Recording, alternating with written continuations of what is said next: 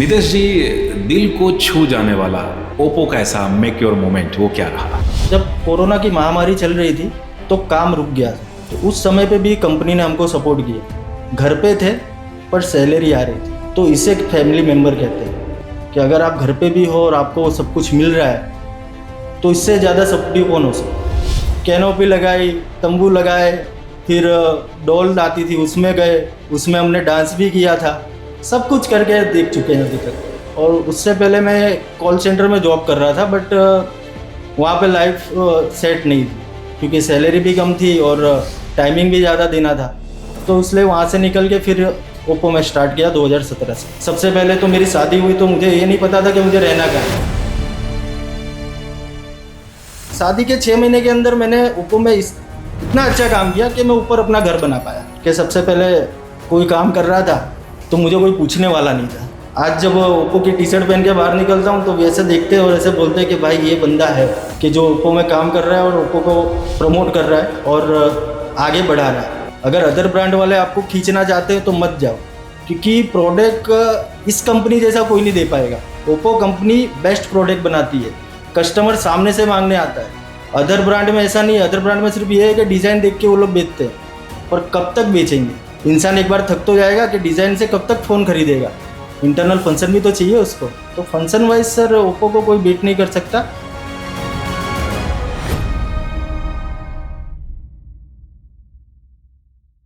नमस्कार and welcome. मैं हूं Shahzad Hussain Sheikh from Oppo Gujarat team. बहुत बहुत स्वागत आज का आपका और हमारा चहिता, जिसका नाम है Oppo make your moment inside story.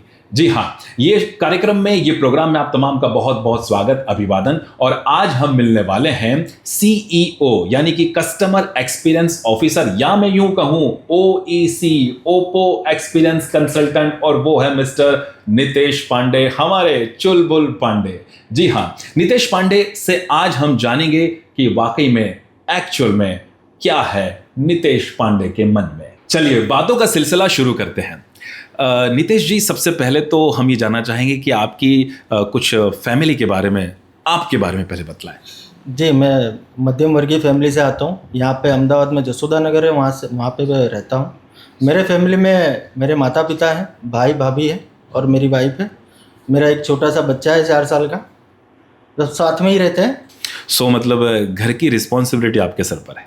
Ji sir, वो उसमें ऐसा है कि अब फादर की एज हो चुकी है तो उनको हम आराम देना चाहते हैं, तो साथ ही साथ में अभी रिस्पॉन्सिबिलिटी भी ले ली और साथ में काम भी कर रहे हैं, और उनको इतना हो सकता है जितना आराम दे।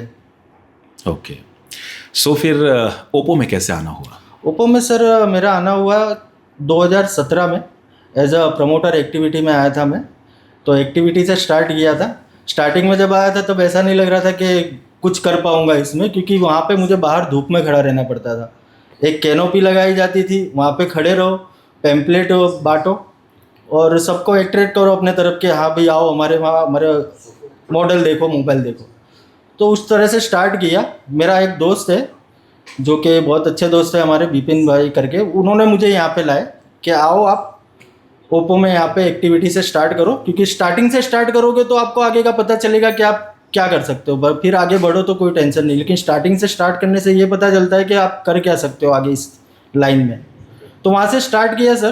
कैनोपी लगाई, तंबू लगाए, फिर डॉल आती थी उसमें गए, उसमें हमने डांस भी किया था, सब कुछ करके देख चुके हैं अभी तक। वाह, इस तरह से हमारा स्टार्ट हुआ है इसमें। और उससे पहले मैं कॉल सेंटर में जॉब कर रहा था, बट वहाँ पे लाइफ सेट नहीं थी क्योंकि सैलरी भी कम थी और टाइमिंग भी ज़्यादा देना था, तो इसलिए वहाँ से निकल के फिर ओप्पो में स्टार्ट किया 2017 से। सो एक एसी ऑफिस में निकलकर रोड पर तपती धूप में खड़े रहकर, मतलब कि जो ओप्पो की जो डॉल होती है उसमें जाकर और फिर एक्टिविटी करना, और फिर उसके बाद एज एन ओईसी बनना, ये काफ़ी मेहनत मशक्क़त वाली बात है। तो कैसा एक्सपीरियंस रहा आपका? जब आप ये करते थे तो घर वाले कुछ मतलब इंटरफियरेंस करते थे कि ये आप क्या कर रहे हैं अभी फ़िलहाल? स्टार्टिंग में तो सर ऐसा था कि जैसे मैं कहाँ आ गया हूँ, क्योंकि मैंने आज तक जो जॉब की थी, आपको पता है कॉल सेंटर में किस तरह से जॉब होती है। इसी में मस्त बैठो, शांति से 8 घंटे नौकरी करो, घर चले जाओ।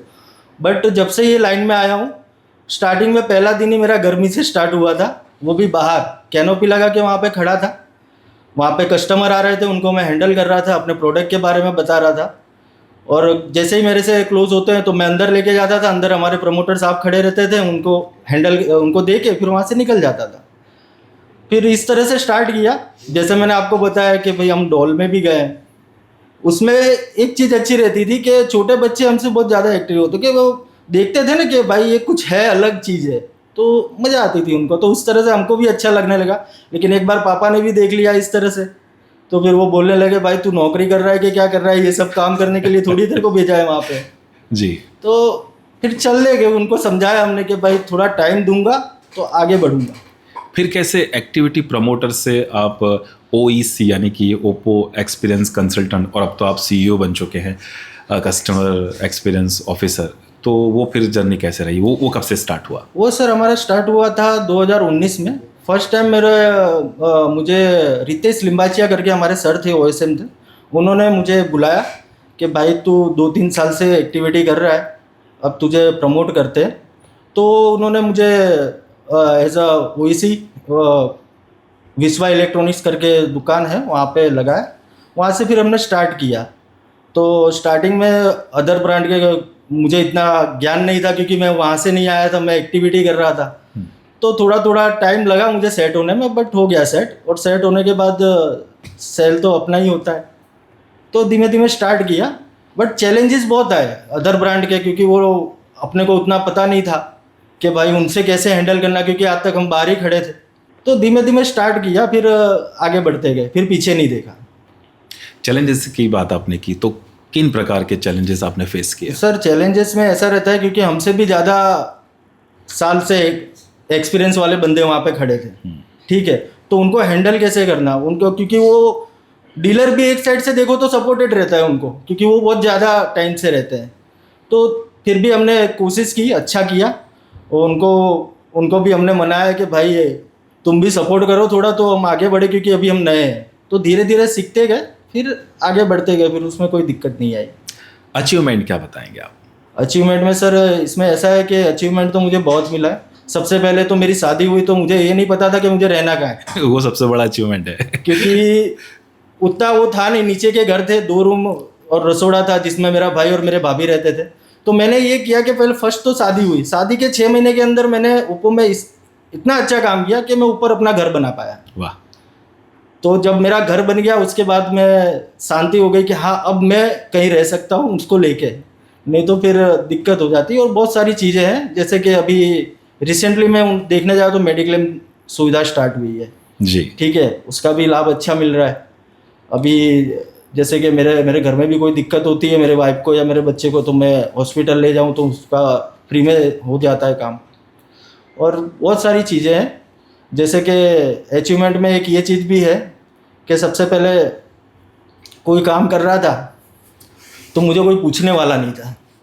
आज जब ओप्पो की टी-शर्ट पहन के बाहर निकलता हूँ तो वैसे देखते और ऐसे बोलते कि भाई ये बंदा है कि जो ओप्पो में काम कर रहा है और ओप्पो को प्रमोट कर रहा है और आगे बढ़ा रहा है।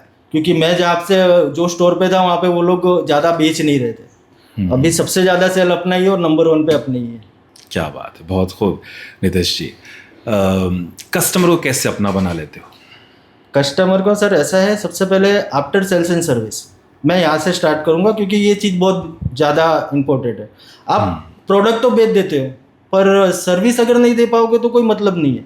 आज उठ के कस्टमर आ रहा है आपकी दुकान पे, तो आपको देख के आता है कि भाई ये बंदा यहाँ पे खड़ा है तो मुझे कुछ सलाह देगा या कुछ करेगा। जैसे मैंने फ़ोन बेच दिया, ठीक है, और उसके बाद अगर उसको कुछ दिक्कत आ रही है तो अगर मैं उसको सॉल्यूशन नहीं दूंगा तो फिर वो दूसरी बार मेरी दुकान पे नहीं आएगा, ठीक है। तो मैं पहले उसे वही बताता हूँ, सर आप हमारे वहाँ से फ़ोन लेके जाइए, आपको सर्विस हम प्रोवाइड करेंगे। तो उससे वो खुश होता है और 4 दिन को और लेके आता है कि भाई ये बंदा सही है, अपने प्रोडक्ट की जानकारी भी देता है और इंटरनल फंक्शन भी अच्छे बताता है और जो चीज़ है वो सही बताता है। तो इस तरह से बढ़ता रहता है काम और कस्टमर भी खुश रहता है हमसे। ओप्पो में आपको क्या अच्छा लगा? सर ओप्पो में तो सबसे पहले ये अच्छा लगा कि सब फैमिली जैसे, कभी भी कोई दिक्कत आती है, परेशानी आती है तो सब अपने साथ खड़े हो जाते हैं, ठीक है। कोई भी नॉर्मल, यानी मेरे को अगर पैसे से भी कोई दिक्कत आती है ना तो भी कंपनी वाले सपोर्टिव रहते हैं। और इस तरह से अभी कोई दिक्कत तो आई नहीं है, भगवान करे ये आए भी नहीं, पर जी। अच्छा है। और सपोर्टिव तो सब है। सबसे बड़ी बात है कि कंपनी एक फैमिली है, कभी भी कोई दिक्कत होती है उनको फ़ोन करो, वो काम कर देते हैं आपका। वाह, बहुत खूब। ओप्पो के प्रोडक्ट के बारे में क्या बताएंगे आप? प्रोडक्ट रिगार्डिंग सर ये है कि जैसे कैमरा हो गया, क्वालिटी इतनी अच्छी कंपनी बना रही है। अभी नए नए एआई के फंक्शन भी इतने अच्छे अच्छे लाया है कंपनी ने, ठीक है। तो उसमें कस्टमर को बताने में हमको भी अच्छा लगता है कि अदर ब्रांड के पास वो चीज़ नहीं है, और वो अदर ब्रांड वाले वो बताते भी नहीं है। सबसे बड़ी बात तो ये है, क्योंकि वो लोग अपना डिज़ाइन बताते हैं कि लुक देख लो सर, ये लुक बहुत अच्छा बना रहे हैं हम, ये बना रहे हैं वो बना रहे, उससे प्रोडक्ट नहीं बिकता है। हाँ, अमुक कस्टमर होते हैं कि सिर्फ लुक के लिए लेते हैं, वो चीज़ अलग है। पर अपनी जो कंपनी है ना, वो सर आपको सब चीज़ दे रही है। जैसे कि कैमरा हो गया, अब कैमरे में आप देख लो, अभी 200 मेगापिक्सल के 2 कैमरे वाले फ़ोन निकाले कंपनी ने, ठीक है। प्लस एआई के सारे फंक्शन, एआई इरेजर, रिमूवर, सब कुछ अवेलेबल है। तो कस्टमर को हम समझाते हैं कि सर आप अगर कहीं जा रहे हो ना, हिल स्टेशन जा रहे हो या कहीं घूमने जा रहे हो, तो आप ये चीज़ यूज़ करो, आपको बहुत मज़ा आएगा। और पोर्ट्रेट में फ़ोटो तो आपको पता ही है सर किस तरह से आता है। उस तरह से भी उनको समझाते हैं कि पहले आप अगर जो फ़ोटो खींचते थे ना सर, वो दूर से आता था, यानी ऐसा लग नहीं रहा था कि आप पोर्ट्रेट करो। 3.5x आ गया है तो परफेक्ट शूट देता है सर आपको। तो कस्टमर ये सब देखता है और लाइव डेमो देखता है तो उसको बहुत मज़ा आती है, और अपने पे विश्वास थोड़ा ज़्यादा है कस्टमरों का, तो काम हो जाता है। 2017 में आपने बताया कि आपने as an activity promoter start किया, तो तपती धूप में जब आप ओप्पो समझा रहे थे और अब आप एक ऐसी आउटलेट में 2026 में ओप्पो समझा रहे हैं, क्या फ़र्क महसूस होता है? सर फ़र्क में तो ऐसा है कि आगे बढ़े हैं हम। वहाँ पे जब हम खड़े रहते थे ना, तो हमको ऐसा लगता था कि भाई कुछ तो है, लेकिन ये समझ में नहीं आया था, थोड़ा टाइम लगा। एक्टिविटी की आपको बताया, डोल में गए, एक्टिविटी की, गेट खड़े किए लोगों की। जब भी कोई नई दुकान खुलती थी वहाँ पे बाहर पहले हम पहुँचते थे, सब कुछ सुबह से स्टार्ट करते थे, सब कुछ लगाते थे, और फिर वहाँ से यहाँ तक का सफ़र बहुत अच्छा था। और एक चीज़ ये है कि प्रमोटर बनने के बाद सर ऐसा लगता है ना कि थोड़ा लेवल अच्छा हो गया है। पहले एक्टिविटी कर रहे थे, अपग्रेड मिला तो प्रमोटर बने, ठीक है। अभी भी कंपनी अच्छा सपोर्ट कर रही है, बढ़ेंगे आगे धीमे धीमे, ज़्यादा टाइम नहीं लगेगा और आगे और बढ़ेंगे। ये जब आप सब कुछ कर रहे थे, मतलब कि एक्टिविटी कर रहे थे, या अभी आप एज एन ओईसी सीईओ काम कर रहे हैं, अनदर कंपनी भी आपको देख रही होगी, क्या फिर आपका रिप्लाई रहता है जब वो आपसे कुछ अपनी कंपनी में आने की बात करते हैं? जैसे सर उसमें ऐसा होता है कि मेरे स्टोर पे अभी ओप्पो ही बिक रहा है, तो अदर ब्रांड वाले मुझे वहाँ पर ले जाना चाहते हैं उनकी कंपनी में कि भाई आप मेरे वहाँ पे आ जाओ, आप यहाँ पे 40-50 फ़ोन बेच रहे हो, तो आप हमारी कंपनी में आ जाओ ना, हम आपको अच्छी सैलरी भी देंगे और पैकेज भी देंगे अच्छा, आप जैसा बोलोगे वैसा करके देंगे। बट मैं उनको यही बोलता हूँ कि भाई जहाँ हूँ वहाँ ठीक हूँ, क्योंकि ओप्पो मेरी फैमिली है और सपोर्ट भी अच्छा करती है, कभी भी कोई चीज़ के लिए मना नहीं करती है, जब भी कोई चीज़ की ज़रूरत पड़ती है सब प्रोवाइड करती है। तो अदर ब्रांड वाले होते हैं ऐसे कि भाई आ जाओ आ जाओ आ जाओ, तुमको इतना अच्छा दे रहा हूँ, क्या मिल रहा है उसमें, ये तो, लेकिन चलता है। मैं बोलता है भाई तुम अपनी जगह पे सही हो, मैं अपनी जगह पे सही हूँ, क्योंकि 7 साल से एक ही स्टोर पे संभालना वो भी बहुत बड़ा काम है। और कस्टमर सबसे पहले हमको जानते हैं, कल उठ के मैं दूसरी कंपनी में चला गया तो कस्टमर बोलेगा ना भाई आप ओप्पो बेच रहे थे सर, आप अभी ये कर रहे हो, तो फिर मैं उसको क्या समझाऊंगा कि भाई मैं इसमें लॉयल था अब इसमें आ गया। इसलिए ये चीज़ करनी ही नहीं है, क्योंकि कंपनी अच्छी है, प्रोडक्ट अच्छा बना रही है, कोई परेशानी नहीं है, कोई दिक्कत नहीं है, तो फिर क्यों दूसरी कंपनी में जाऊँ। तो इस तरह से मैं उनको मना ही करता हूँ, फिर बाद में इसमें ही आगे बढ़ेंगे। न्यू ओईसी भी बहुत सारे आए हैं 2026 की बात करूँ तो उनके लिए क्या मैसेज रहेगा? मैसेज ऐसा रहेगा कि टिके रहो, ये मत सोचो कि आपको क्या मिल रहा है क्या नहीं मिल रहा है, बट ये कंपनी ऐसी है कि आपको कहाँ से कहाँ पहुँचा देगी आप जान नहीं पाओगे। बहुत सारे लोग हैं, आप देखेंगे तो वहाँ पे बहुत सारे लोग हैं जिनको प्रमोशन मिला है और कहाँ पहुँचे हैं। तो टिके रहो और लंबे चलो, मैं तो यही बोलूँगा। अगर अदर ब्रांड वाले आपको खींचना चाहते हैं तो मत जाओ, क्योंकि प्रोडक्ट इस कंपनी जैसा कोई नहीं दे पाएगा। ओप्पो कंपनी बेस्ट प्रोडक्ट बनाती है, कस्टमर सामने से मांगने आता है। अदर ब्रांड में ऐसा नहीं है, अदर ब्रांड में सिर्फ ये है कि डिज़ाइन देख के वो लोग बेचते हैं, पर कब तक बेचेंगे? इंसान एक बार थक तो जाएगा कि डिज़ाइन से कब तक फ़ोन खरीदेगा, इंटरनल फंक्शन भी तो चाहिए उसको। तो फंक्शन वाइज सर ओप्पो को कोई बीट नहीं कर सकता, और मैं उनको यही समझाना चाहूँगा कि लॉन्ग टाइम तक टिके रहो। अगर आप लॉन्ग टाइम टिके रहोगे तो आपको अच्छा मिलेगा। और हमारे दर्शक मित्रों के लिए आप ऐसा कौन सा गुरु मंत्र या मैसेज देना चाहेंगे जो शायद उनकी पर्सनल या फिर प्रोफेशनल लाइफ में काफ़ी मददगार साबित हो? मैं उनको यही कहना चाहूँगा कि आप एक प्रोडक्ट ले रहे हो, ठीक है, जिसमें कैमरा क्वालिटी, इंटरनल फंक्शन भी अच्छा है, तो आप ओप्पो को परचेज़ कीजिए, क्योंकि इसमें आपको सब कुछ मिल रहा है। आपको कैमरा मिल रहा है, इंटरनल फंक्शन मिल रहा है, अभी तो वाटरप्रूफ भी आ गया है, और 8K वीडियो भी सपोर्टेड हो गया है। तो आप इस तरह का फ़ोन लीजिए कि आपको लॉन्ग टाइम तक चले। आप कहीं अगर बाहर जा रहे हो तो आपको सपोर्टिव भी तो चाहिए। जैसे कि आप कहीं हिल स्टेशन चले गए, पहाड़ों में चले गए, कैमरा क्वालिटी भी अच्छा दे रहा है, आपको सब कुछ मिल रहा है, वीडियो उतारो, शूटिंग करो, यानी बहुत बेस्ट फ़ोन है। अगर आप सपोर्टिव रहते हो, अगर आपको चाहिए तो इस तरह की कंपनी में जाइए कि जो कि आपको अच्छा फ़ोन प्रोवाइड कर रही हो और लॉन्ग टाइम तक चले। नितेश जी, आपने बहुत सारी ढेर सारी बातें की, बातों का सिलसिला ऐसे ही जारी रहेगा, लेकिन यहाँ पर मैं आपके अचीवमेंट पर एक और बात पूछना चाहूँगा। वैसे तो आपको ढेर सारे जो है गिफ्ट सौगात मिले होंगे ओप्पो की ओर से, लेकिन एक ऐसा गिफ्ट या एक ऐसा मेक योर मोमेंट बनने वाला वो सौगात, भेंट, वो आपकी ज़िंदगी में या आपकी फैमिली में कुछ नया मेक योर मोमेंट्स लेकर आया हो? जो मिला है मुझे, जैसे अभी दिवाली का एक कॉन्टेस्ट चल रहा था, तो उसमें मुझे एक पूरा सेट मिला था कुकीज़ का, ठीक है। तो घर पे जब लेके गया ना, तो घर वाले ऐसा बोल रहे थे कि भाई क्या लेके आया है। मैंने बताया ये मेरी कंपनी ने मुझे गिफ्ट दिया है। वाह। वो लोग देख के इतना खुश हो गए, क्योंकि उसमें जो चीज़ें थी उनके काम की थी, क्योंकि वो रेगुलर यूज़ कर रहे हैं, उनको अच्छा भी लगा। और उसके बाद भी मुझे बहुत सारे रिवॉर्ड्स मिलते रहे, और लास्ट में वो सेट भी मिला था मुझे, एक बैग मिला था। तो बैग से ये फ़ायदा हुआ कि मम्मी पापा को गांव जाना था, वाह। तो वो उसमें काम आ गया, तो उनको भी अच्छा लगा कि चलो भाई एक चीज़ तो आई अच्छी। तो कंपनी ने ऐसा नहीं कि कुछ नहीं दिया, मैं तो बोलूँगा मुझे बहुत कुछ मिला है। और सबसे पहली बात तो ये कि मुझे मेरी फैमिली को सपोर्टिव भी है, क्योंकि मेरा काम ही यहाँ से स्टार्ट हुआ है, और मुझे मेरा सबसे पहला जॉब अगर ये मोबाइल लाइन में हो तो यही था।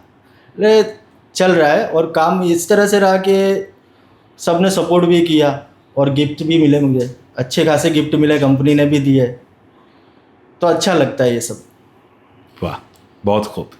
नितेश जी, दिल को छू जाने वाला ओप्पो का ऐसा मेक योर मोमेंट वो क्या रहा? जब कोरोना की महामारी चल रही थी तो काम रुक गया था, तो उस समय पे भी कंपनी ने हमको सपोर्ट किया। घर पे थे पर सैलरी आ रही थी, तो इसे एक फैमिली मेम्बर कहते हैं कि अगर आप घर पे भी हो और आपको सब कुछ मिल रहा है, तो इससे ज़्यादा सपोर्टिव कौन हो सकता है।